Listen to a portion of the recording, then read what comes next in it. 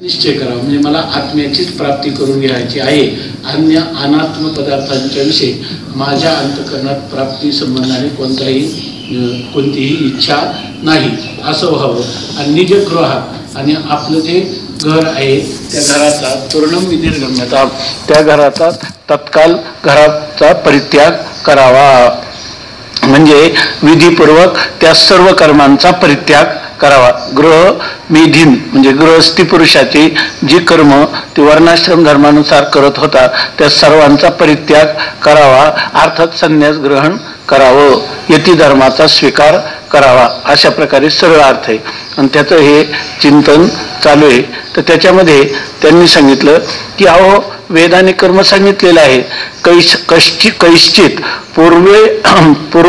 कैश्चित अपूर्व एव अयम विधी उद्भाव्यते केलं अत्यंत प्राप्तितः तुल्यः अत्यंत अप्राप्तितः तुल्यः ज्योतिष्ठोमादिना यजेत ज्योतिष्ठोमादिना भवेत.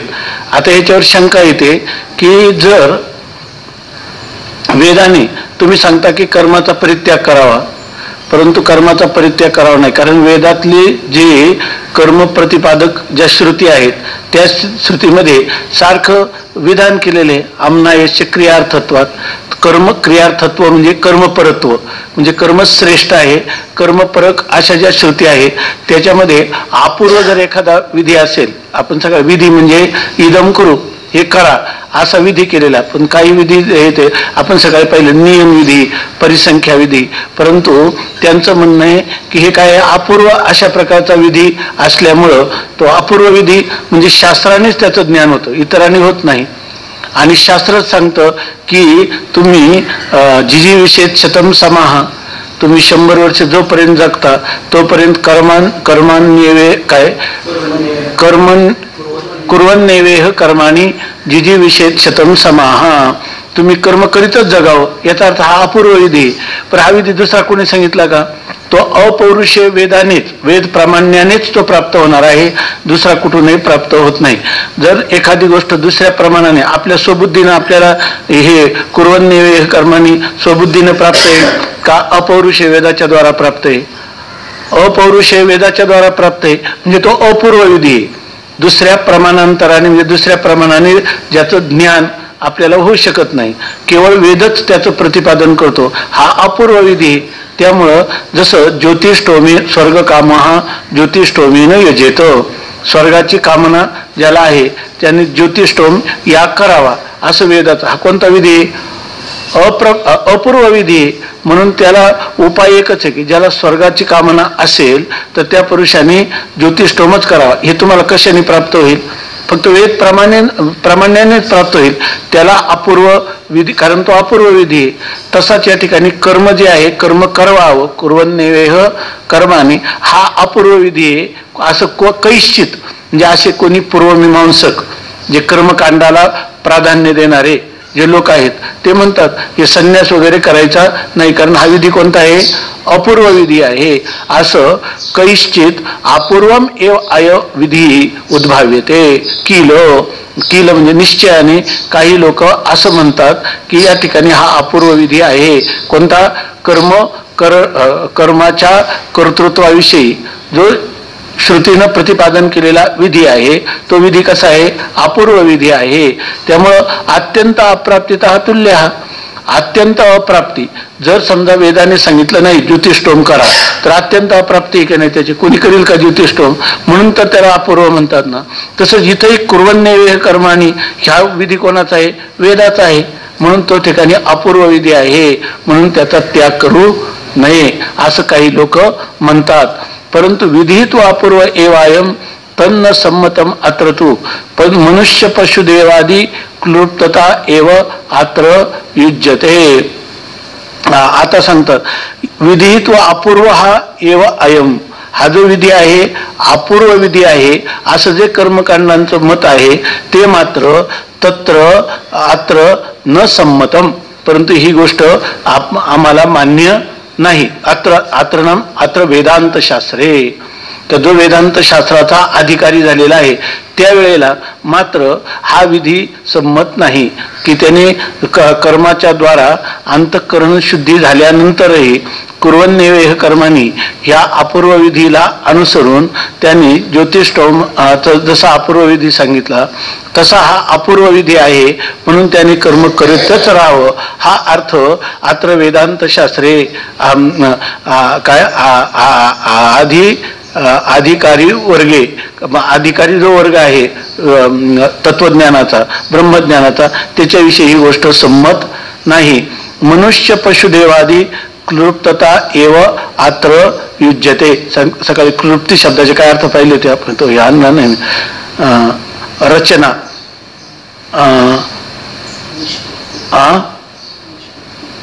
निष्पत्ती हा म्हणजे रचना निष्पत्ती असा. मनुष्य पशुदेवादी क्लृप्तता एव अत्र युज्यते. या ठिकाणी ही जी रचना आहे ही या ठिकाणी मनुष्य तरी सुद्धा याचा चांगला अर्थ स्पष्ट झाला नाही पुन्हा विचारू तर मनुष्य कशासाठी हे आलेले आहे तर मनुष्य पशु देवादी क्लृप्तता एव अत्र युज्यते. या ठिकाणी हा अपूर्व विधी म्हटलं तर सर्वांसाठी तो पाहिजे परंतु या ठिकाणी मनुष्य पशु आणि देव या ठिकाणी ह्या सर्वांना तो उपयुक्त होईल वेदाचा विधी. पण वेदाचा अधिकारी कोण आहे? मनुष्य फक्त अधिकारी आहे याच्या ठिकाणी, पशु पण अधिकारी नाही आणि देवता लोक पण याच्या अधिकारी नाही. म्हणून हा फक्त ही जे विधान आहे हे मनुष्यासाठीच आहे. पण मनुष्यासाठी आहे कोणत्या मनुष्यासाठी आहे तर ज्या पुरुषाला मनुष्याला काही इतर प्रमाणाने ज्ञान होत नाही आणि ह्याच प्रमाणाने ज्ञान होत असेल तर तो अपूर्व विधी आहे असं म्हणता येईल. परंतु या ठिकाणी जे मनुष्य पशु आणि देवतादी यांची जी रचना आहे त्या रचनेसाठीच हा उपयोगी आहे. म्हणजे याच्यामध्ये हा जो विधी आहे हा सर्वांना आहे का? सर्वांना नाही. हा फक्त काय मनुष्यासाठीच उपयोगी आहे सर्वांसाठी उपयोगी नाही. तेव्हा कुर्वन्नेवेह कर्मानी जिजीविषेच्छतम समाहा हा जर अपूर्व विधी आहे सर्वत्र असं म्हणायचं तर सगळ्यांसाठी हा काय पाहिजे नियमाने लागू पाहिजे आहे की नाही. पण सर्वांसाठी नाही. हा फक्त कोणासाठी आहे मनुष्य मात्रासाठी आहे. त्यामुळे या ठिकाणी अपूर्व विधी असं त्याला म्हणता येणार नाही. म्हणून सांगतात जर तसं जर झालं असतं तर मनुष्य पशु आणि देव या सर्वांसाठीच हा विधी मानायला पाहिजे. पण त्याच्यासाठी आहे का कुर्वन्नेवेह कर्मानीचा अधिकारी कोण आहे मनुष्यच आहे. आणि इथं सुद्धा हा जो अधिकारी तो फक्त कोण आहे मनुष्यच आहे. म्हणून या ठिकाणी अपूर्व विधी म्हणता येत नाही. विधी तू अपूर्व एवायम तन्न संमत मात्र तू आता प्रमाणांतरो अप्राप्ती न एवा अत्र संमता. आता ते म्हणतात या ठिकाणी प्रमाणांतरता अप्राप्ती ही न एवा अत्र संमता म्हणजे दुसऱ्या कोणत्याही प्रमाणाने याची प्राप्ती होत नाही असं इथं सिद्ध होत नाही. सिद्ध होत नाही. कारण का जरी हे प्रमाण असलं वेद प्रमाण तर देवतांना उपयोगी आहे का पशुला उपयोगी आहे का? हे फक्त मनुष्य मात्रांनाच उपयोगिता याची आहे. तत्र एव युज्यते. अपूर्वे रागतः प्राप्ती अत्र रागापि वर्तते. आता या ठिकाणी म्हणतात कोणती गोष्ट जर अपूर्व असेल आपल्याला जी गोष्ट प्राप्त नाही प्रमाणांतराने ज्ञान होत नाही तर प्रमाणांतराने त्याचं ज्ञान झालं का त्याची काय होते आपल्याला प्राप्त व्हावं. समजा स्वर्गाचं सुख आपण ऐकलं की स्वर्ग सुखाची आपल्याला प्राप्ती व्हावी अशी आपल्याला राग अनुराग किंवा इच्छा किंवा प्रीती उत्पन्न होते आणि मगच आपण प्रवृत्त होतो ना.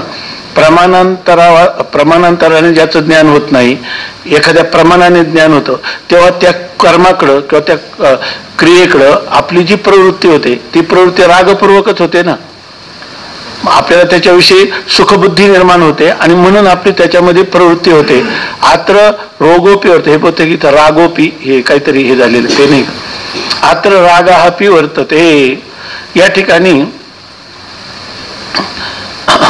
अत्र रोगोपी वर्तते असं त्याचा काही संबंधच नाही. रोग कशाला इथे येईल. अत्र रागापि वर्तते.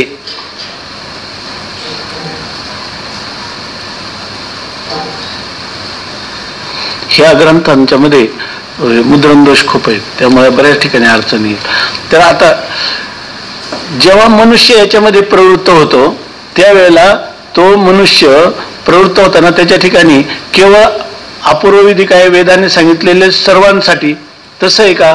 या ठिकाणी मनुष्य प्रवृत्त होतो, पण फक्त मनुष्याचा अधिकार असून सगळी माणसं प्रवृत्त होतात की ज्याला त्या स्वर्ग सुखाविषयीची कामना इच्छा उत्पन्न होते, तर तो मनुष्य त्याच्याकडं कर्माकडे प्रवृत्त होताना त्याच्या अंतःकरणात स्वर्ग सुखाविषयीचा राग असतो, आहे की नाही? मग ज्याच्या अंतःकरणात स्वर्ग ज्योतिष्ठोमेनं स्वर्ग कामो यजेत, स्वर्गाची कामना असणारा पुरुषाने ज्योतिष्ठोमामध्ये प्रवृत्त व्हावं असं सांगितल्यानंतर ज्या पुरुषाला स्वर्गाधिकाविषयी राग आहे तोच पुरुष याच्या ठिकाणी काय होतो?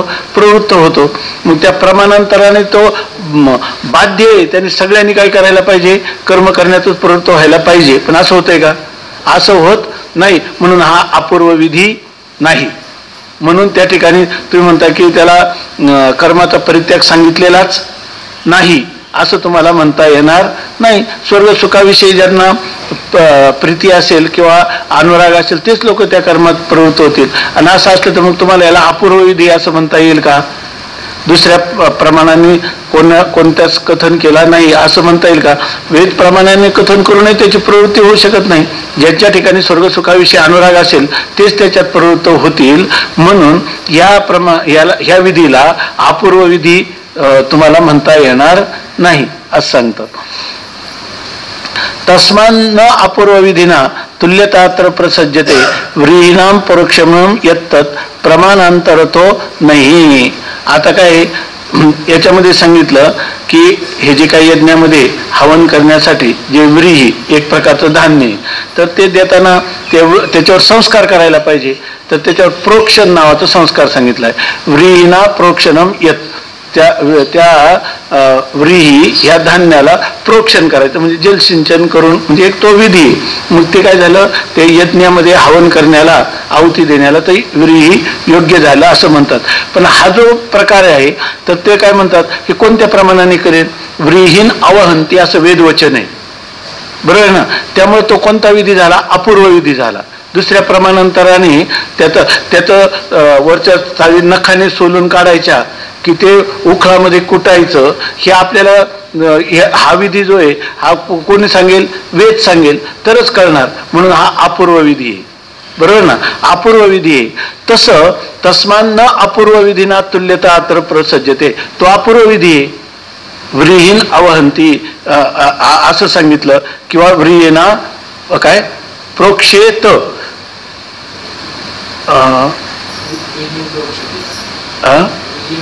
व्रीहीन प्रोक्षती असा जो आहे तो अपूर्व विधी. तसं इथं आहे का? स्वर्गकाम यजेत अशा प्रकारे तुम्हाला ज्याला त्याच्याविषयी स्वर्गकामाविषयी अनुराग असेल तोच त्याच्यात प्रवृत्त होईल.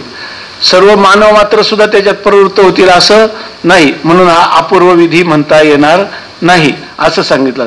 त्यामुळं तस्मात म्हणून न अपूर्व विधीना तुल्यता अत्र प्रसिद्धते, अपूर्व विधीशी तुलना याची होऊ शकत नाही. कोणाची? कर्माची. म्हणून तुम्ही जर तसं जर अपूर्व विधी ठरला असता तर कर्माचा त्याग करता आला नसता. आणि मग तूर्णम निजग्रहात विनिर्गम्यताम, तुम्ही तत्काल संपूर्ण आपल्या घरादाराचा किंवा विधीपूर्वक कर्माचा परित्याग करा असं म्हणता आलं नसतं. पण तसं नाही, तसं म्हणता, कारण तो अपूर्व विधीच होत नाही.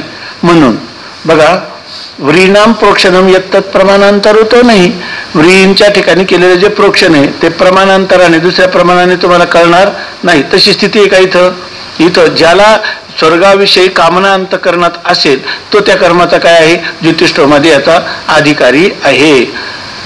तत्रैव प्रोच्यते अपूर्व विधी मीमांसकही परः व्रीहीनाम इतुषी भावा खंडनेन नखेन वा. तिथं बरोबर आहे, तत्र एव प्रोच्यते. त्या ठिकाणी हे जे कोण पूर्वमीमांसकही, पूर्वमीमांसक जे आहे तर त्या ठिकाणी ते अपूर्व विधी असं म्हणू शकतात. कुठं व्रीहीन प्रोक्षती या ठिकाणी म्हणू शकतात. कारण का तिथं दोन गोष्टी प्राप्त झाल्या. कोणत्या? व्रीहीनाम वितुषी भावा, व्रीही धान्याचं जे वितुषीकरण, त्याच्यावर जे असणारे तुष किंवा त्याच्यावर असणारं जे काय टरफल, ते टरफल कसं काढायचं तर आपल्या दोन गोष्टी येतात. टरफल काढायचं पण कसं? खंडनेनच नखेनच, नख्याने आपण ते काढू शकतो. आणि काय आहे खंडन, त्याचं उखळामध्ये कुटून देखील आपण काढू शकतो. त्यावेळेला आता बरोबर आहे. मग तिथं अपूर्व विधी कोणता आहे तर अपूर्व विधी त्यांनी नखाने सांगितलेला नाही. व्रीहीन प्रोक्षती किंवा व्रीहीन अवहंती अशा प्रकारचं, अवहंतीच आहे ना, अशा प्रकारचं सांगितलेलं आहे. म्हणजे तिथं अवघनन काय, अवहनन करावं म्हणजे त्याच्यावर कुटावं असं सांगितलं. तिथं अपूर्व विधी प्राप्त झालेला आहे. प्राप्तो नियम्यते अर्थ्यर्थम अवहंती ती वाक्यता नैवमत्र तुरत्यादी सुखप्राप्ती सदा भवेत. तसं ते म्हणतात प्राप्तो नियम्यते अत्यर्थम अवहंती ती वाक्यता. आता या ठिकाणी प्राप्त हा नियम्यते, या ठिकाणी आपल्याला काय झालं? प्राप्त झालं, वितुषी भाव करायचा, तो खंडनाने करायचा, त्याला खंडित करून तुकडे करून म्हणजे त्याच्यावर मुसळाने त्या उखळामध्ये कुटून करायचा किंवा नखाने करायचा. तर प्राप्त हा नियमते अत्यर्थम याचा जो विशेष अर्थ आहे म्हणजे कशाने करायचं हे याविषयी अवहंती ती वाक्यता, व्रीहीन अवहंती हे वाक्य ज्याचा तो कुटावं अशा प्रमाणे वाक्याने नैव मात्र रत्यादी सुखप्राप्ती सदा भवेत. जर आता त्याप्रमाणे असं कधीच होणार नाही की या ठिकाणी जे कर्म सांगितलेले आहे तर त्या कर्माने काय ऋतौ भार्याम उपेयात असं सांगितलेलं आहे. किंवा दुसरं एक वाक्य त्यांनी सांगितलं होतं की वचोर येतो दहा असं आहे. किंवा स भार्याम काय वृणुयात, म्हणजे आपलं सवर्णाम भार्याम वृणुयात, म्हणजे जी आपली सवर्ण पत्नी तिचं हे करावं, ऋतुकाली भोग घ्यावा, अशा प्रकारच्या ज्या वेदातली वचन आहे तर त्यामध्ये ही अशी अपूर्वता प्राप्त झाली नाही. कारण का? नैव मात्र तर अत्यादी सुखप्राप्ती सदा भवेत. अनुभवाच्या दृष्टीनं पाहिलं तर अत्यादी सुख हे नित्य होणार आहे का? न सदा भवेत, नित्य होणार नाही. तसं मग अपूर्व विधीमध्ये बरोबर आहे ना, अपूर्व विधीमध्ये काय जे जसं सांगितलं तसंच करावं लागतं आणि ते त्या दुसऱ्या प्रमाणाने कळत नाही, बरोबर ना. पण या ठिकाणी जे वेदाने सांगितलेलं असं ऋतव भार्याम उपेयात तर त्याला सुखप्राप्ती होणारी, ती सुखप्राप्ती ही सदा होईल का? सदा होणार नाही. म्हणून या ठिकाणी उलट काय संस्कार बलतो लोके स्तनपान प्रवृत्तीवत पाक्षिकी प्राप्ती ही अपि सा नास्तेव परिसंख्यया. आता ते सांगतात की मग या ठिकाणी कोणता विधी नाही? अपूर्व विधी नाही. अपूर्व विधी नाही तर या ठिकाणी परिसंख्या विधी. परिसंख्या विधी आपण सकाळी पाहिलं की दोन एकाच वेळेला प्राप्त झाले ना, बरोबर ना. दोन पक्ष एकाच वेळेला प्राप्त झाले तर एका पक्षाची काय करायची? व्यावृत्ती करायची. असं जे आहे तो कोणता विधी आहे? परिसंख्या विधी. आता या ठिकाणी सांगतात जर समजा वेदाने सांगितलं नाही तरी सुद्धा रत्यादी सुखाकडे सर्वांची प्रवृत्ती आहे की नाही? त्यासाठी वेदाचं विधान आहे का? वेदाच्या विधानाशिवाय ते प्राप्तच होत नसतं, बरोबर आहे ना. नसतं तर आम्ही त्याला काय म्हणतो? वेदाचं ते काय आहे? अपूर्व विधी असं म्हटलं असतं. परंतु म्हणतात संस्कार बलतः लोके स्तनपान प्रवृत्तीवत. लोकांच्या मध्ये अनेक जन्माच्या संस्काराप्रमाणे जसं एखादा लहान मुलगा आईच्या स्तनाला लावला की त्या आपोआप त्या स्तनाचं शोषण करून दूध पिण्याचा प्रयत्न करतो. त्याला कोणता विधी करावा लागतो का? तो काही करावं लागत नाही. तसंच ह्या लोके नामलोक व्यवहारात केवळ आपल्या संस्कार बलानेच त्या ठिकाणी लहान बालकाच्या जन्मतः त्याची प्रवृत्ती स्तनपानाकडं असते. कुणीही न सांगता, वेदे न करिता प्रेरणा असं आहे. त्याप्रमाणे पाक्षिकी प्राप्ती अपि सा नास्ते व परिसंख्या. आता ही जी पाक्षिकी म्हणजे हे सगळं पूर्वमीमांसेचे नियम आहे. 15 दिवस ऋतव भार्याम उपेयात अशा प्रकारची जी वेदाने पाक्षिकी ऋतुकालामध्ये पत्नीचा सहवास हा जो सांगितलेला आहे तो सुद्धा या ठिकाणी न असते व परिसंख्या. त्या ठिकाणी पाक्षिकी प्राप्तीनं त्यांना असं सांगायचं नाही तर या ठिकाणी तुम्ही पाक्षिकी प्राप्ती असलीच पाहिजे असं सांगायचं नाही. ते सांगताना अपूर्व विधी सांगायचा नाही. तो कोणता विधी आहे? परिसंख्या. म्हणजे 2 जर आपल्याला प्राप्त झालं तर त्याच्या ते पाक्षिकी प्राप्ती सांगितली. परंतु इतराची व्यावृत्ती करून पाक्षिकी जी त्यांना प्रवृत्ती सांगितली ती प्रवृत्ती सांगण्यात देखील त्याचं तात्पर्य नाही. कशावरून? तो परिसंख्या विधी कसा आहे तर पंचपंचेती वाक्येनं पंच एवेती नियम्यते एवं सौत्रामणी वाक्यम न हिंसात इति चापरम. लक्षात आलं नाही याचं? कृष्ण महाराज ठीक आहे नाही. आता त्यांनी सांगितलं हे कशावरून परिसंख्या विधी पाक्षिकी प्राप्ती सांगितली. तर पाक्षिकी प्राप्ती जर वेदाने सांगितली नाही तर लोकांची सहजच त्याच्याकडे प्रवृत्ती आहे. तरी पण वेदाने जे सांगितले तो अपूर्व विधी किंवा काय नियमविधी म्हणून कथन केलेला नाही. तर तो कोणता विधी आहे? परिसंख्या विधी आहे. आणि तो कशाप्रमाणे आहे? जसं त्यांनी सांगितलं की तत्र पंचपंचेती वाक्येनं पंच काय पंचनखाहा भक्ष्याहा आपण सकाळी पाहिलं. हे जे वाक्य 5 नख्यांनी युक्त असणारे जे ससा, घोरपड, काय कासव आणि खडगी म्हणजे खेकडा आणि गेंडा ही 5 सांगितले. याचा अर्थ तुम्हाला मांस भक्षण करा असं नाही, पण मांस भक्षण करा. मांस भक्षण करण्याकडे तुमची प्रवृत्ती स्वाभाविकच आहे वेदानी प्रेरणा न करता. म्हणजे त्यामुळे त्याला अपूर्व विधी काय म्हणता येणार नाही. अशा वेळेला वेदवाक्य काय सांगतं की तुम्हाला सांगतात नाही 5 नख्याचे 5 जे काही पशु आहेत त्यांचंच तुम्ही भक्षण करा असं सांगतं. बरोबर आहे ना? हा परिसंख्या विधी की त्याच्यापासून याला परावृत्त करणारा अशा प्रकारचं इतरांचा त्याग करायचा आणि हेच 5 भक्षण करायचं हा जसा आहे त्याचप्रमाणे एवं सौत्रामणी वाक्यम न हिंसात इति चापरम. तसंच सौत्रामणी नावाचा यज्ञ आहे. काय लोकांनी मद्यपान नाही, मद्यपान सौत्रामणी यज्ञामध्ये मद्यपान सांगितलेले सोमपान म्हणजे ते एक प्रकारचं मद्यच आहे ते सांगितलं. पण मद्याकडे सर्व लोकांची प्रवृत्ती आहे की नाही म्हणून वेदाने काय सांगितलं त्या सौत्रामणी यज्ञामध्येच मद्यपान आणि तेही त्याच्या फक्त जिभेवर त्याचा थेंब ठेवायचा. आता त्याला त्याचा आस्वादन जर त्याचा रसपान केलं तर त्याला दोष लागतो आणि त्याला प्रत्यवायासाठी प्रायश्चित्त घ्यावी लागतात असं सांगितलं. मांस दाताने हे करायचं नाही, त्याला चर्वण करायचं नाही, केलं तर दोष लागतो. आता जर त्याला त्याच्यामध्ये रसपानच करता आलं नाही तर याचा अर्थ काही वेदाने अशी योजना केली की जेणेकरून त्याचा तो परित्याग करील. म्हणून या ठिकाणी हा परिसंख्या विधी आहे. म्हणजे त्याला वेगळं करून दाखवलं याचा अर्थ ते करण्यात तात्पर्य नाही. खरा अर्थ काय आहे? कलंजम न भक्षयेत, मांसाशन करूच नाही. पण करतोच आहे तर त्याला सांगितलं कोणतंही मांसाशन करायचं नाही. ह्या 5 पक्ष्यांचं ह्या 5 पशूंच्या मांसांचं तुम्ही करू शकता असं सांगितलं. आणि ते सुद्धा कसं यज्ञामध्ये त्या देवताधिकांना आहुतीच्या निमित्ताने. तसं तुम्ही मन मानेल तेव्हा मांसाशन त्या पशूंचं देखील तुम्ही करू शकत नाही. मद्यपान देखील सौत्रामणी यज्ञामध्येच ते करू शकता. सौत्रामणी यागामध्ये सौत्रामणी वाक्यम किंवा न हिंसात इति चापरम, न हिंसात इति चापरम. आणि तुम्ही ह्या इतर हे पंचनखा भक्ष्या आणि न हिंसात इति आणि बाकीच्यांचं तुम्हाला करायचं नाही. न काय त्याच्यामध्ये न हिंसात सर्वभूतानी हिंसात सर्व भूतानी कोणत्याही प्राणीमात्राची हिंसा करू नये अशा प्रकारचं हे अपरम दुसरं वचन आहे.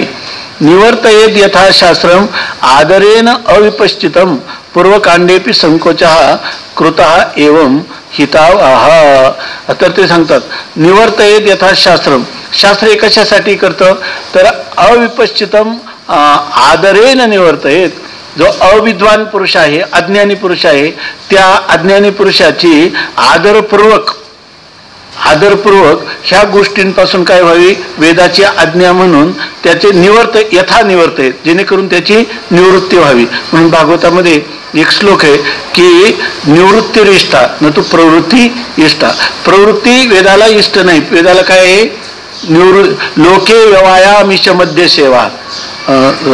लोकांमध्ये आमिष म्हणजे मांस मद्य यांचं जे सेवन आहे तर ते सेवन वेदाला सांगायचं नाही. न तत्र चोदना. वेदाचं तिथं चोदना म्हणजे विधी किंवा अपूर्व विधी म्हणून नाही असं सांगतात. तर वेदाची प्रवृत्ती काय आहे?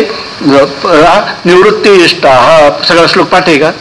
भागवतामध्ये 11 स्कंदामध्ये श्लोक आहे. तर या ठिकाणी वेदाला त्या न तत्र जंतो चोदना, प्राणीमात्रांना कधीच अशा प्रकारचं करायला वेद सांगत नाही. उलट न हिंसादिती चापरम, मा हिंसात सर्व भूतानी असंच त्या ठिकाणी आहे. परंतु वेदाने चोदना किंवा विधी केल्या वाचूनही लोक करतात. तेव्हा वेद विधी करतो की तुम्ही काय करा, पाक्षिकी त्याला याचे काय त्याला पाक्षिकी म्हणजे ऋतौ भार्याम उपेयात यांनी पाक्षिकी प्राप्ती सांगितली. याचा अर्थ त्याला पाक्षिकी प्राप्ती हेच करा आणि दुसऱ्याने ज्ञान होत नाही असं नाही. तर त्या ठिकाणी जर त्याच्या ठिकाणी अनुराग असेल तरच त्याची प्रवृत्ती आहे. जर केवळ शास्त्राची आज्ञा म्हणून जर त्या ठिकाणी प्रवृत्ती असते आणि दुसऱ्या कोणत्याही प्रमाणाने हे ज्ञान होत नसतं. पण संस्कार बलाने हे सहजच आहे, त्यामुळे याला अपूर्व म्हणता येत नाही. मग अशा वेळेला वेद फक्त काय करतो, उलट त्यांचं काय करतो, आदरपूर्वक अज्ञानी पुरुष जे वेदाचं विधान न मानता त्या निषिद्ध गोष्टीकडं जी प्रवृत्ती होते त्या प्रवृत्तीचा प्रतिबंध करण्यासाठी अज्ञानी पुरुषांना त्याची निवृत्तीच वेदाला विष्टे यथा निवर्तेत, जेणेकरून ते त्या निषिद्ध गोष्टीपासून परान्मुख होतील. अशाच प्रकारचं वेदाचं विधान आहे. ही गोष्ट लक्षात घेतली पाहिजे. आणखीन पुढे सांगतात, पूर्वकांडे अपि संकोचः कृताः एवं हितावः. अहो पूर्वकांड म्हणजे पूर्वमीमांसा कांड जे आहे त्याच्यामध्ये सुद्धा हे जे तुम्ही अपूर्व विधी वगैरे केले आणि याच्यामध्ये नियम विधी किंवा अपूर्व विधी आणि अजून एक सकाळी कोणता होता, परिसंख्या विधी, अजून एक होता का नाही. तर याच्यामध्ये पूर्वकांड चांगलं बघा, पूर्वकांडे अपि संकोचा. पूर्वकांडामध्ये पूर्वमीमांसेनेच संकोच केलेला आहे कर्माचा. जे कर्म त्याला अनुरागाने नित्य करायला प्राप्त होतं आणि त्याला नियम सांगितले आहे की नाही. मग पूर्वकांडाने देखील संकोच केला की नाही कर्माचा. मग जर पूर्वकांड कर्माचा संकोच करतं तर कैमुत्तिक न्यायाने उत्तरकांड म्हणजे उत्तरमीमांसा, पूर्वमीमांसा सुद्धा कर्माचा संकोचच केला की नाही. तुम्ही म्हणतात कुर्वन्नैव हे कर्मानी आणि प्रतिपादन करताना संकोचच करून सांगितलं का नाही, बरोबर आहे ना. मग आम्ही उत्तर मीमांसेमध्ये कर्माचा परित्याग सांगणं त्याचा अत्यंत संकोच केला तर तो मनुष्य जातीला अत्यंत कल्याणकारक ठरेल की नाही असं सांगतो. बरं, दोन्ही वेदाचेच भाग आहेत. पूर्वमीमांसा जर संकोच कर्माचा सांगते, तुम्ही सांगितले की नाही नित्यप्राप्ती असताना पाक्षिकी प्राप्ती, सर्व प्राणीमात्रांचं मांस भक्षण करण्याला प्रवृत्ती असताना तुमचा विधी काय सांगतो, पंच नखा भक्षाः असं सांगतो की नाही. मग आमच्या पूर्वमीमांसेला दिलेलं उत्तर आहे, कोणी दिलेलं स्पष्टीकरण आहे, कोणी उत्तर मीमांसेने की आम्हाला पूर्वकांडेपी संकोचा कृता आणि एवं हितावा. तो का बरं म्हणजे तो मनुष्याला हिताला कल्याणाला कारण आहे. मग जर संकोच त्याच्या कारण आहे तर त्याचा परित्याग अधिक कारण होईल. असं आम्ही जर निर्भयपणे प्रतिपादन केलं तर आमच्या उत्तरमीमांसेमध्ये काय दोष येतो असं चांगलं. आता किमुत्तोत्तर मीमांसा राद्धान्ते तद हितैषिणा. सकाळी काय सांगितलं होतं आपण,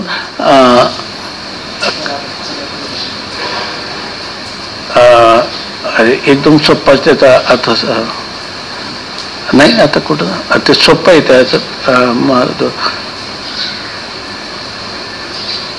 याच्यात नव्हतं ना.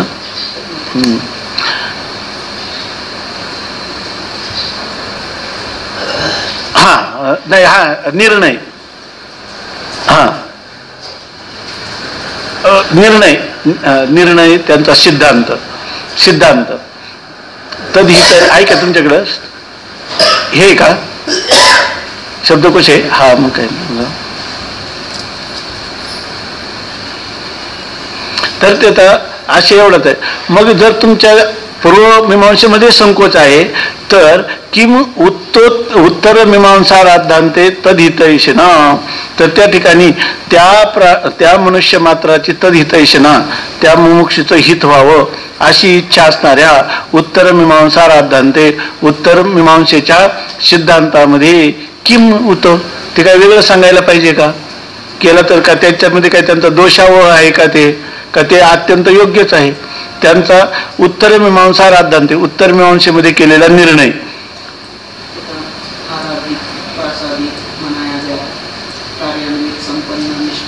निष्पन्न. हा बरोबर. हा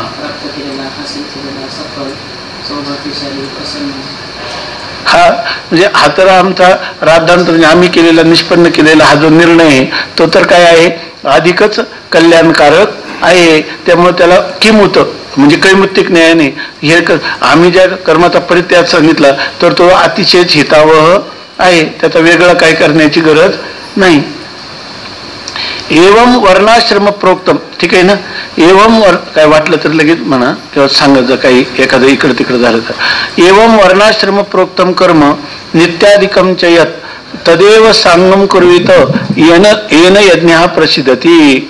ते एवम अशा प्रकारे वर्णाश्रम प्रोक्तम नित्याधिकम यत् कर्म, आपल्या वर्ण आणि आश्रमाला अनुसरून सांगितलेले जे नित्याधिक कर्म म्हणजे नित्य नैमित्तिक प्रायश्चित्त वगैरे ही जे सांगितलेली सर्व कर्म आहेत ती तदेव सांगम कुर्वित, ती मनुष्याने आपल्या संपूर्ण अंगासहित ती कर्म करावीत. कशासाठी?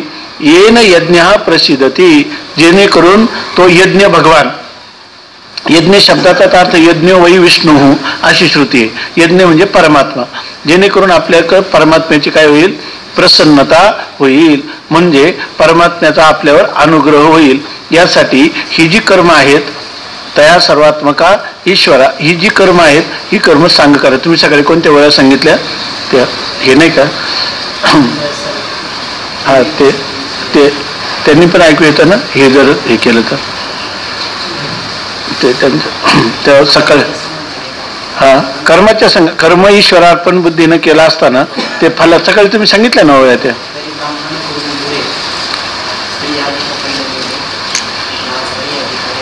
हा तर ब्राह्मण पुढे केले आणि स्त्रिया एका कडेला केलं, म्हणजे ब्राह्मणांपासून स्त्रियांपर्यंत.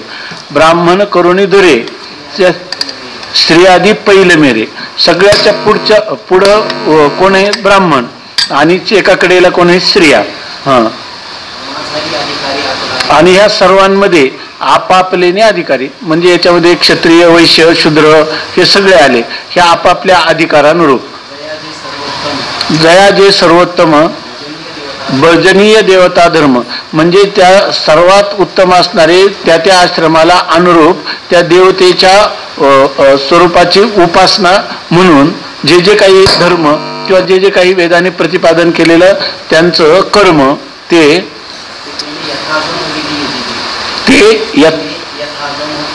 यथागम. आगम म्हणजे वेदाने जसं सांगितलं, यथा येन प्रकारेन वेदेन प्रतिपादितम तथा यजिजे, तशा प्रकारे त्याचं यजन करावं. तया नाव यज्ञ, त्याला काय म्हणतात? यज्ञ असं म्हणतात. तशी यजिजे म्हणजे आराधना करावी. यज म्हणजे काय? दान, संगतीकरण आणि पूजा. पूजा, दान आणि संगतीकरण अशा प्रकारची पूजा आराधना करावी. हा ईश्वराच्या संबंधाने. हा जेवी सटवीची राती न विसरीजे जेवी वाती ना. त्या मुलाला नाही का म्हणतात सटीची रात्र, म्हणजे तो जन्मानंतर 6व्या दिवशी रात्रभर ते काय दिवा वगैरे प्रज्वलित ठेवतात त्याच्या उश्याला. कारण का? तर त्याच्यावर ही सटवीचा कोणताही त्याचा वाईट परिणाम काही होऊ नये म्हणून. न विसरीजे जेवी वाती, रात्रभर दिवा कधी विसरत नाही, अखंड तेवत ठेवतात. त्याप्रमाणे ईश्वराचा निर्णय आपल्या चित्तामध्ये सदा जो वाहतो तया नाव तप, त्यालाच काय म्हणतात? तप, अशी तपाची व्याख्या केलेली आहे. म्हणजे तपरूप कर्माची अशा प्रकारची व्याख्या केली. या सर्वांमध्ये वेदविहित कर्म ते कर्म ईश्वरार्पण बुद्धीनं करणं हे महत्वाचं सांगितलं. पाणी प्रयत्ने माळी अखंड जचे झाडामुळे, प्रयत्नपूर्वक त्या झाडाच्या मुळाला पाणी देण्याच्या बाबतीत जसा माळी रात्रंदिवस अत्यंत दक्षतेनं तत्परतेनं ते करीत असतो, परिते आगळीची जाणी जीवी, परंतु ते जे घातलेलं मुळातलं पाणी ते फळापर्यंत जातं, तैसे शास्त्राचार्यतेने त्या शास्त्राने सांगितलेलं जो कर्म आचरण करायचं त्या कर्माचरणाने काय त्याला प्राप्ती करायची, ईश्वराची एक पावने. आणि असं खऱ्या रीतीनं जाणणं ते इथं ज्ञान. कोणतं ज्ञान आहे? कर्माचं ज्ञान आहे. हे कोणतं ज्ञान आहे? कर्माचं ज्ञान आहे. हे ज्ञान म्हणजे ब्रह्मज्ञान नाही, हे कर्माची खरी निगुती आहे, ही कर्म करण्याची खरी पद्धती आहे असं सांगितलं. म्हणून सांगतात वर्णाश्रम प्रोक्तम कर्म नित्याधिकम चयत तदेवम सांगम कुर्वीत, ते सर्व अंगाने परिपूर्ण असं त्या कर्माचं अनुष्ठान करावं की येन यज्ञ हा प्रसिद्धती, की जेणेकरून तो यज्ञ नाम परमात्मा त्याच्यावर प्रसन्न होईल. फलाभिसंधिरहितम अहं कर्तृत्ववर्जितम ओम तत्सदिती निर्देश पूर्वकम कर्म आचरित.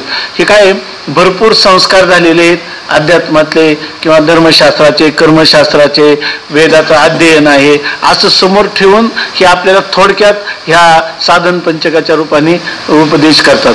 तर त्या ठिकाणी सांगतात की पहिली ह्या सर्वाचा काय झाला, कोणता राहिला बरं?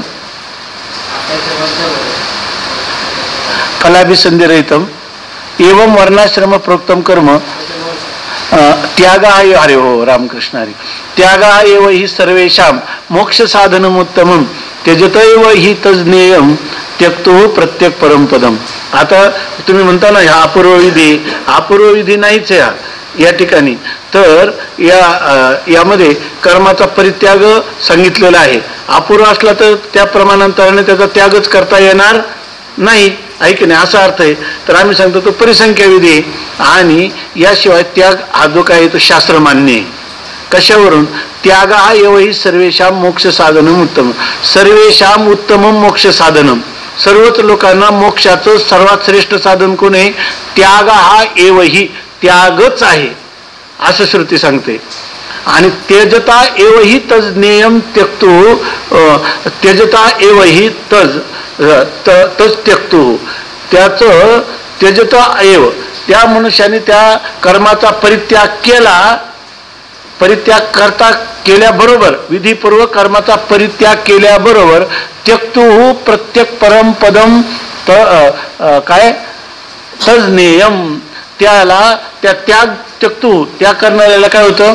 परमपद मोक्ष प्राप्त होतं. त्यासाठी त्या श्रुतीत आपलं ते जीवनमुक्ती विवेक आहे ना त्याच्यामध्ये पाठीमागे गेले की दंडग्रहण मात्रेण नरो नारायणम भवेत. ज्यावेळेला तो सर्वसंग परित्याग करून दंडग्रहण करतो अभयम सर्वभूतेभ्यो असं म्हणून परिशोच्चारण मंत्रपूर्वक, तर त्याच वेळेला केवळ त्याला वेदांत चिंतन हे नाही, नुसता कर्माचा परित्याग केला की त्या त्याग करणाऱ्या पुरुषाला म्हणजे अर्थवाद आहे त्याग करणाऱ्या पण श्रुती वचन आहे की त्या त्यक्तू परमपदम, त्याला मोक्ष प्राप्त होतो असं सांगितलेलं आहे. म्हणजे याचा अर्थ कर्माचा परित्याग सांगितला की नाही श्रुतीनं, मग कर्मत्याग सांगितला की नाही, का उलट त्या कर्मानुष्ठानापेक्षा कर्मत्यागाचं फल श्रेष्ठ आहे सांगितलं. कर्मत्यागाचं फल श्रेष्ठ आहे असं सांगितलं. ठीक आहे ना. आता ते कर्म कोणत्या? सांग कर्म करत असताना काय काय नियम आहेत? तर फलाभिसंधिरहितम, फलाच्या इच्छेचा परित्याग, अहम कर्तृत्व वर्जितम, त्या कर्माच्या कर्तृत्वाविषयी अहंकाराचा त्याग, कर्माच्या कर्तृत्व अहंकाराचा त्याग आणि कर्मफलाच्या आस्वादाचा त्याग. आणि पुन्हा ते कर्म कसं? ओम तत्सदिती निर्देशो ब्रह्मण त्रिविध स्मृत, किंवा ओम तत्सदिती निर्देशपूर्वकम कर्म आचरित. म्हणजे त्यांनी सांगितलं ना ओम काय नंतर तत् आणि सत. ओमने काय करायचं? प्रारंभ, मध्याला काय आहे? तत्, बरोबर ना, आणि शेवटी काय आहे? सत. तर त्या ओम तत्सतने काय सांगितलं? मधुसूदनीमध्ये सांगितलेलं आहे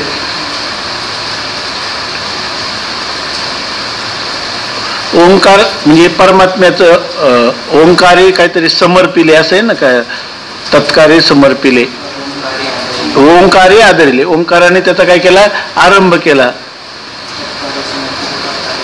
तत्कारे समर्पिले, तत्काराने त्याचं काय केलेलं आहे, समर्पण केलेलं आहे.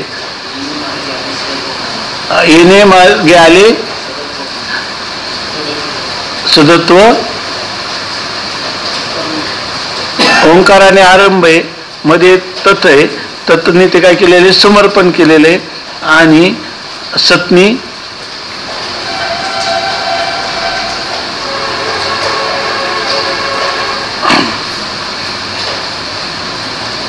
त्या मधुसूदनीमध्ये याचं व्यवस्थित चिंतन केलंय, काय आता लक्षात नाही.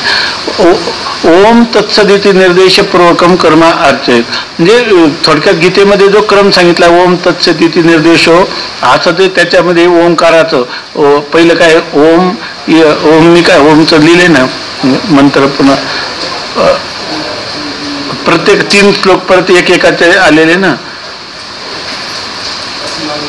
तस्माद ओमिति उदाहृत्य यज्ञदान तपक्रिया प्रवर्तन्ते विधानोक्ता सततम ब्रह्मवादिनाम तदित्यनभिसंधाय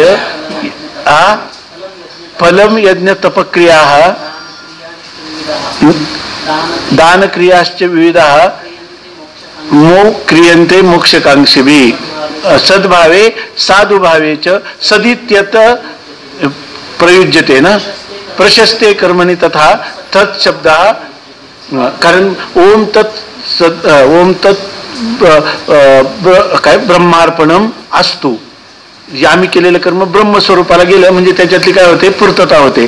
ओमनी म्हणजे भगवान नामाने त्याचा आरंभ केला, नंतर तत्नी त्याचं समर्पण केलं, आणि त्या कर्मामध्ये काही वैगुण्य राहिलं असेल तर त्या सत या नामाने काय केलं, त्याच्या वैगुण्याचे निवृत्ती करून त्या ठिकाणी त्याला पूर्णता प्राप्त करून दिली. अशा प्रकारे हे सांग यज्ञ झाला.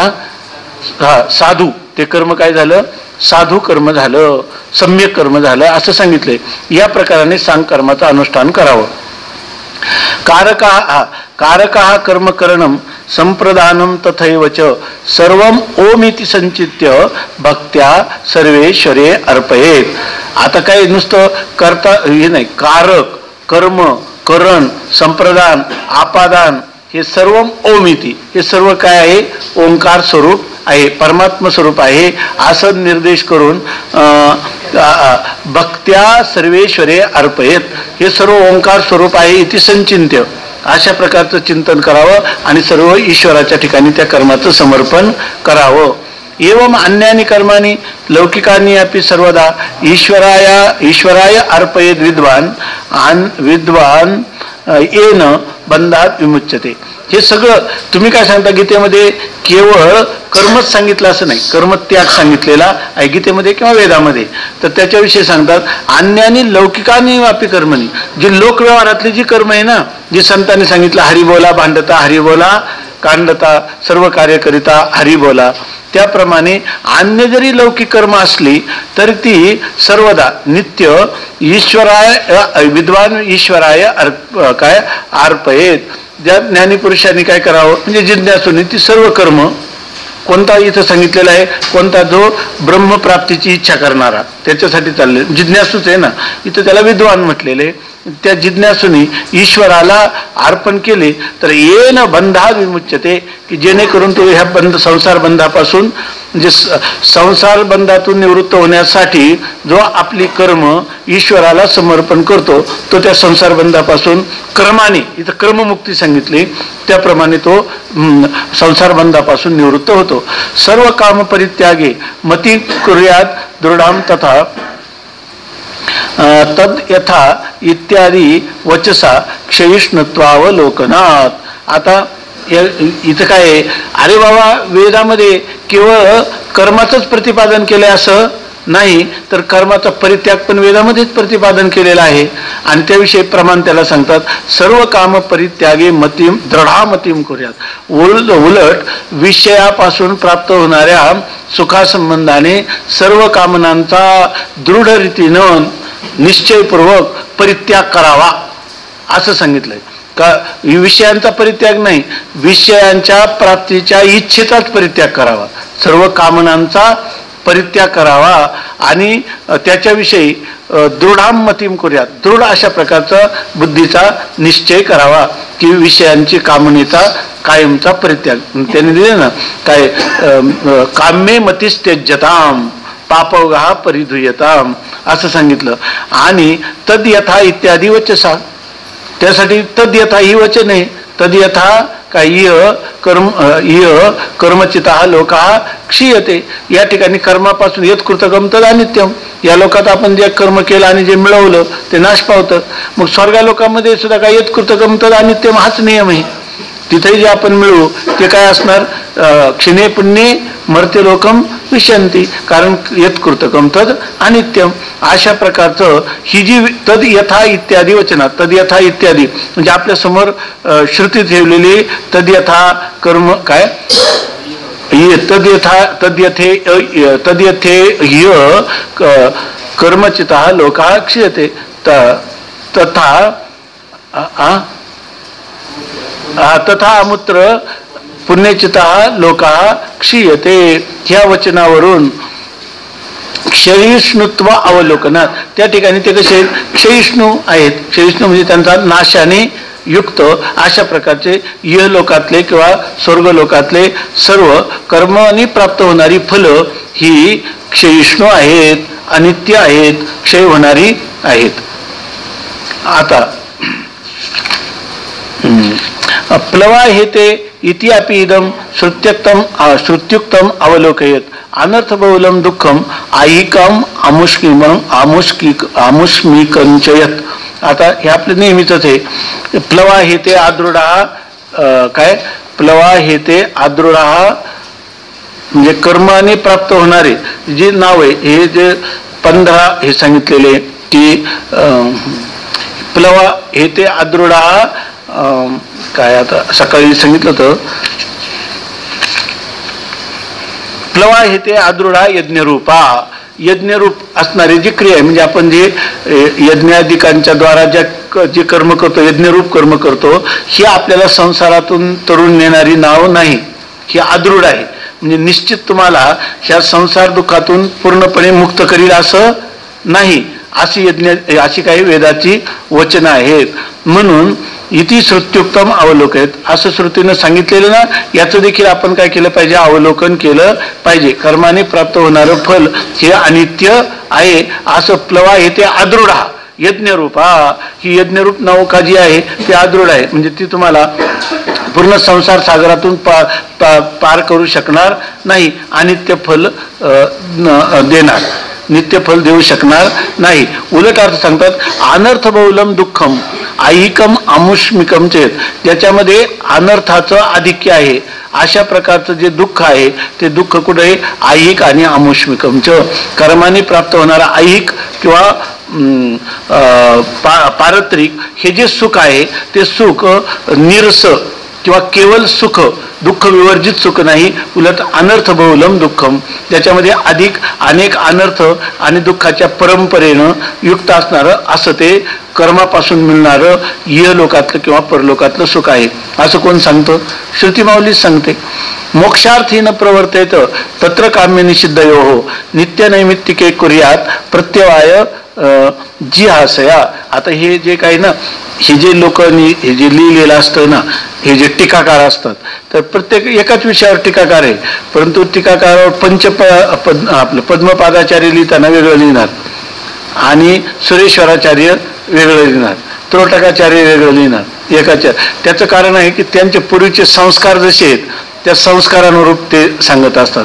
आता हे जे ज्यांच्यावर कर्माचे पूर्वमीमांसेचे संस्कार अधिक आहे याच्यावरून दिसून येतं की नाही आतापर्यंत झाले पूर्वमीमांसेचे संस्कार आहे. आता हे संस्कार इतक्या महापुरुषांच्या सांगण्यावरून शास्त्रातल्या विधानाचा विचार करताना फार विचारपूर्वक हे संस्कार करून घ्यावे लागतात. पूर्वीचे संस्कार लवकर जात नाही. म्हणून कारण याच्यात विचारसागरातल्या किंवा आपल्या वेदांतातले जे प्रक्रिया ग्रंथ आहे त्याच्यामध्ये इथं थोडंसं वेगळं दिसेल म्हणून सांगितलं अगोदर. आता सांगतात की मोक्षार्थी ज्याला मोक्षाची इच्छा आहे ना त्यांनी काम्य निषिद्ध न प्रवर्तेत त्याने काम्य कर्म आणि निषिद्ध कर्म करायची नाही. त्याला काय पाहिजे? मोक्ष. आणि तो आचरण कशाचं करतोय? कर्माचं. कारण काम्य आणि निषिद्ध कर्मच आहे ना, तर म्हणजे तो कर्माचरण करणारा मुमुक्षू आहे. त्याने काम्य आणि निषिद्ध कर्म करू नये आणि नित्यनैमित्तिक काही करूयात. त्याने नित्यनैमित्तिक कर्माचं आचरण करावं. आता नित्यनैमित्तिक कर्माचं तरी का आचरण करावं? त्याचं खंडन केलं का नाही युक्तिवादाने, किंवा जर त्याने नित्यनैमित्तिक कर्म केलं नाही तर काय लागेल? त्याला पाप लागेल. आणि केलं तर पुण्य निर्माण होणार नाही, ह्या पक्षाचं खंडन केलं की नाही?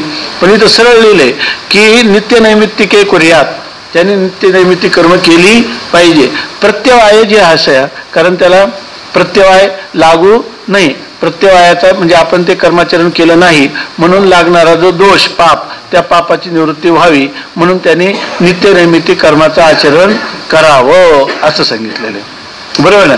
का खंडन केलंय? त्याचं खंडन केलेलं नाही. फलाभिसंधिरहिते तेपि कुर्यात प्रयत्नतः स संन्यासी ती अर्जुनाय हरिणा उक्तम हितैषिणा, याच्याशी सांगतात. आणि ते अपि, आणि ते जरी कर्म करायचे ना प्रयत्नतः कुर्यात, प्रयत्नपूर्वक ते कर्म करायचं. कोणतं? नित्य नैमित्तिक कर्म करायचं. करताना ते कसं करायचं? फलाभिसंधिरहिते, फलाच्या प्राप्तीची इच्छा टाकून ते नित्यनैमित्तिक कर्म करावं. आणि असा जो पुरुष आहे स संन्यासी इति अर्जुनाय हरिणा उक्तम, तो संन्यासीच आहे असं हरिणा म्हणजे परमात्मा श्रीकृष्णाने गीतेमध्ये अर्जुनाला सांगितलं. का? हितैषिणा, अर्जुनाचं हित व्हावं अशी ज्याची इच्छा आहे अशा श्रीकृष्ण परमात्म्याने फलाभिसंधी रहित होऊन नित्यनैमित्तिक कर्माचं दक्षतेनं तत्परतेनं अनुष्ठान करावं असं सांगितलेलं आहे. आणि एवढंच नाही तर संन्यासीचं योगीचं असं त्याचं वर्णन केलं. कोणता श्लोक? कोणता अध्याय? 6वा अध्याय का काय? अनाश्रित कर्मफलम कार्यम कर्म करोति या स संन्यासीच योगीच न निरग्निर्ण चाक्रिया, असंही वर्णन केलेलं आहे. इथं त्याचं खंडनात का पडले नाही बरं? इथं अंतःकरण शुद्धीचं कर्म हे साधन हे वेदांताला सुद्धा मान्य आहे. म्हणून ह्या गोष्टीत जास्त तिथं जेव्हा फार सूक्ष्म चिंतन आलं ब्रह्मसूत्राधिकामध्ये तिथं याचं खंडन केलं. तिथं त्याचं खंडन केलं किंवा अभावापासून भावरूप पदार्थाची उत्पत्ती होत नाही. कर्माचा काय आहे? अभाव. आणि पापरूप काय झालं? भावरूप पदार्थ कसा काय निर्माण होईल ते इथं करत बसले नाही. इथं श्रुती प्रमाणाला अनुसरून जो मुमुक्षु आहे त्याच्या उद्धाराचा उपाय आणि जवळचा उपाय सांगतात. 5 श्लोकाच्या पुढे बोलायचं नाही. उपदेश पंच रत्नम त्याच्यामध्ये, म्हणून या ठिकाणी ते खंडन मंडन करत नाही. आता सांगतात निष्काम कर्मानुष्ठानात विशुद्ध धीशनः पुमान ज्ञान अनुत्पत्ती हेतूनी सर्व पापानी नाशयेत. निष्काम कर्मानुष्ठानात, निष्काम कर्माच्या अनुष्ठानाच्या द्वारा विशुद्ध धीशनः, ज्याची बुद्धी विशुद्ध झालेली आहे अशा प्रकारचा जो पुमान म्हणजे पुरुष, त्याने काय होतं तर ज्ञान अनुत्पत्ती हेतूनी सर्व पापानी, ज्ञान उत्पन्न न होण्याला कारण असणारी सगळी सर्व पाप जी आहेत ती पापांनी नाश आहेत. त्या सर्व पापांचा नाश होतो या कर्मानुष्ठानाने. तथा तु दोषदृष्टीशात संस्कृतो दुःखरूपता सत्वशुद्धे फलम दृष्टम उद्भवत्तेव तत्क्षणात. बघा, तथा तू असं जर खरोखर कर्माचरण घडलं ना, जसं योगामध्ये सांगितलं, योग दर्शनामध्ये एक सूत्र आहे की तुम्ही काय करायचं, या शरीराधिकांची शुद्धी करायची. शरीराधिकांची शुद्धी सांगितलेली आणि ती शरीर शुद्धी केल्याने त्याचं फल काय सांगितलंय की शरीराविषयी आहे ना, कोणतं सूत्र आहे ना, तर त्या शरीराविषयी तुम्हाला काय होतं? घृणा निर्माण होते.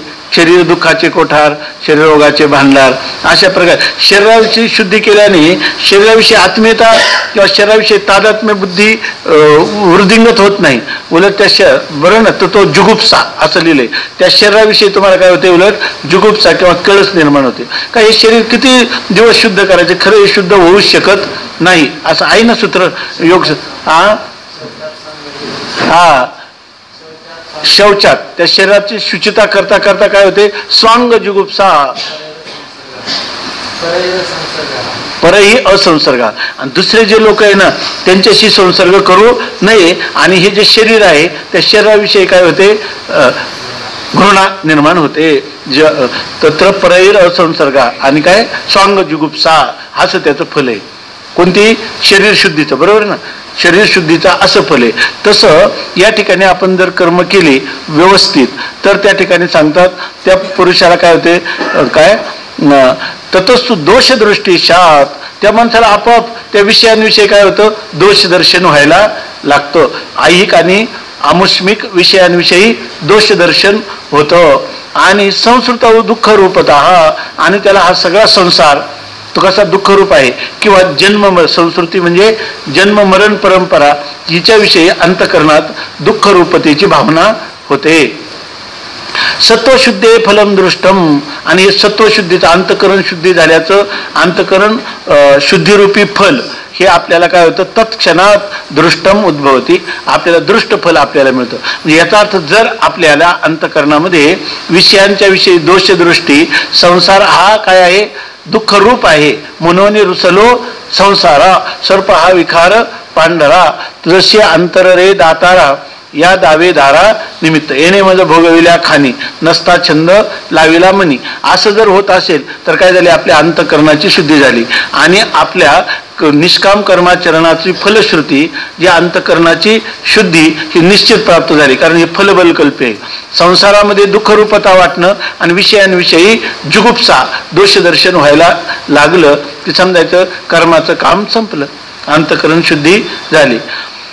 अशुभे शोभनाध्यासो मनोमालिन्यमेव तत् न भवेत शुद्ध चित्तस्य विरक्तस्य कथंचन.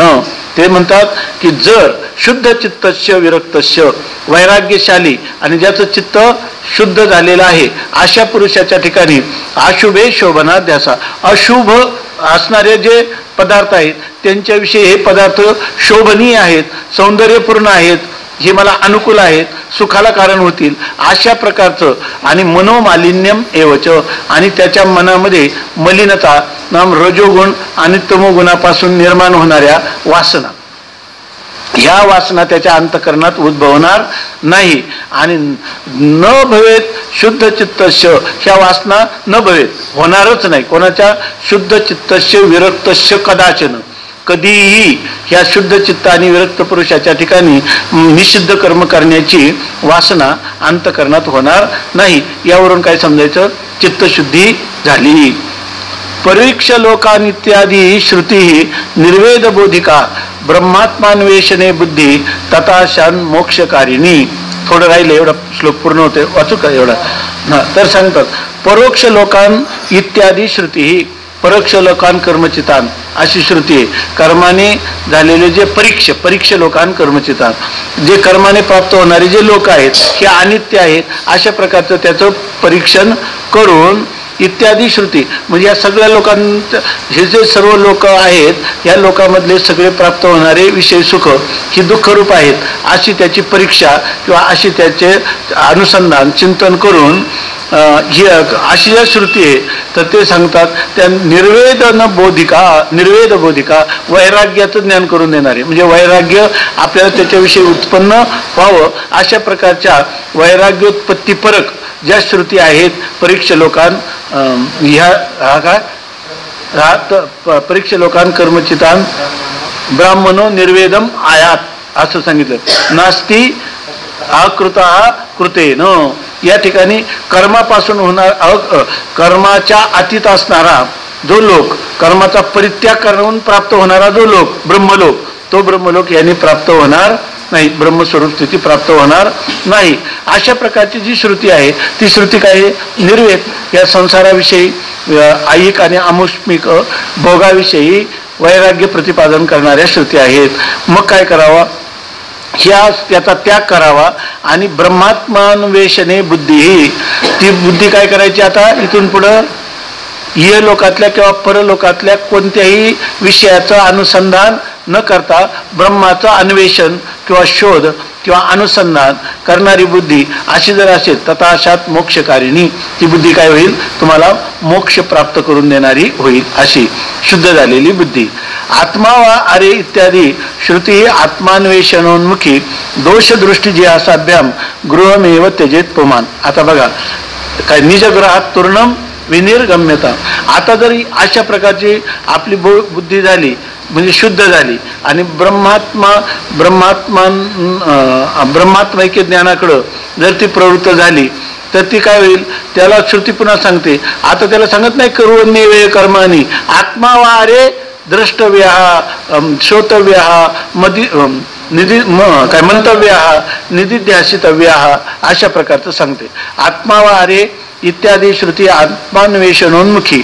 आता आत्माचा अन्वेषण करण्याकडे आपल्याला सन्मुख करते की नाही ही श्रुती? का कर्म करायला सांगते? नाही.